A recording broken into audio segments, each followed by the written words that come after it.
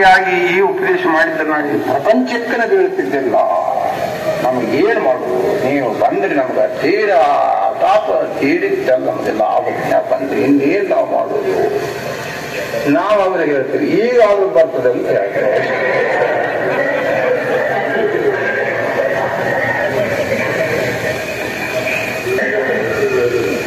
ಈಗಾದ್ರೂ ಬರ್ತದೆ ಅಂತ ಹೇಳ್ತಾರೆ. ಈಗೇನ್ ಮಾಡ್ಕೊಳಕ್ ಬರ್ತೈತೆ ನಮ್ಗೆ?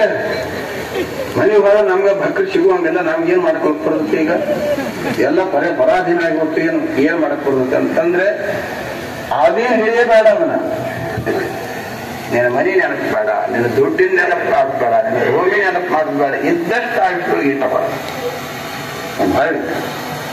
ನೆನಪು ತಿರುಗಿತ್ತ ಇದ್ದಷ್ಟು ಆಯುಷ್ಯದೊಳಗ ನಮ್ಮ ಶರೀರ ವೃದ್ಧ ಆಗಿದಲ್ರಿ, ಮತ್ತು ನಮ್ಮ ಸಂರಕ್ಷಣೆ ಮಾಡೋರು ಯಾರ್ದಾರ ಅಂತಂದ್ರೆ ಯೋಗಕ್ಷೇಮವು ವಹಾಮ್ಯಹಂ ತಿರುಗಿತ್ತಾಗ ನಾನೆಲ್ಲ ನೋಡ್ತೇನೆ ಅಂತ ಪರಮಾತ್ಮ ಅಂತ. ನಿನ್ನ ಯೋಗ ನಿನ್ನ ಕ್ಷೇಮ ನಾನು ವಿಚಾರ ಮಾಡುವೇನೆ. 2 ದಿವಸದ ಬುತ್ತಿನಾರ ಕಟ್ಕೊಂಡ್ಬರ್ತೇನ್ರಿ ಅಂತ ಅದಕ್ಕೂ ಸಹಿತ ಹುಡುಬೇಡ.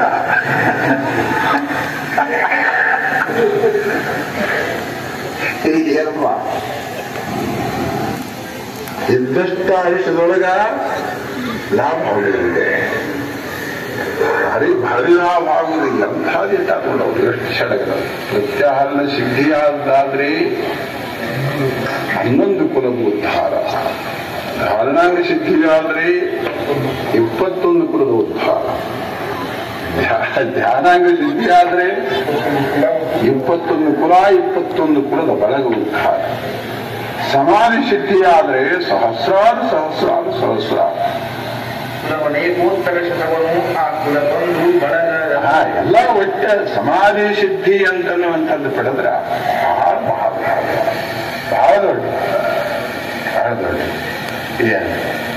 ಪರಮಾತ್ಮನ ಕೃಪಾ ಪಡ್ಕೊಳ್ಬೇಕಾದ್ರೆ ಈ ಕಡೆ ಮಾರಿ ಮಾಡು.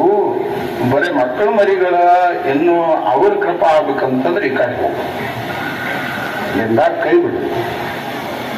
ಏನೇನು ಲಾಭವಿಲ್ಲ, ಏನೇನು ಲಾಭವಿಲ್ಲ, ಮಾತ್ರ ಏನೇನು ಲಾಭವಿಲ್ಲ. ಎಷ್ಟು ಅವರದು ಆ ಮಹಾತ್ಮರನ್ನ ಸ್ತುತಿ ಮಾಡ್ತಾರೆ. ಎಷ್ಟು ನಾವು ಸಂಪಾದನೆ ಮಾಡಿವೋ ಅಷ್ಟು ಜನರಿಗೆ ಅದು ಪರಿಣಾಮ ಆಗೇ ಇರ್ತದೆ. ಮತ್ತೊಬ್ಬರಿಗೆ ಅದರ ಪ್ರಭಾವ ಬೇರೆ ತಿಳಿರ್ತದೆ. ನೋಡು, ಯಾಕೆ ಒಂದು ಅಹಿಂಸಾ ಸತ್ಯ ಇದು ಒಂದು ಗಾಂಧೀಜಿಯವರು ಅದನ್ನ 40 ವರ್ಷದ ನಂತರ ಅವರು ಪ್ರಾರಂಭ ಮಾಡಿದ್ರಂತ.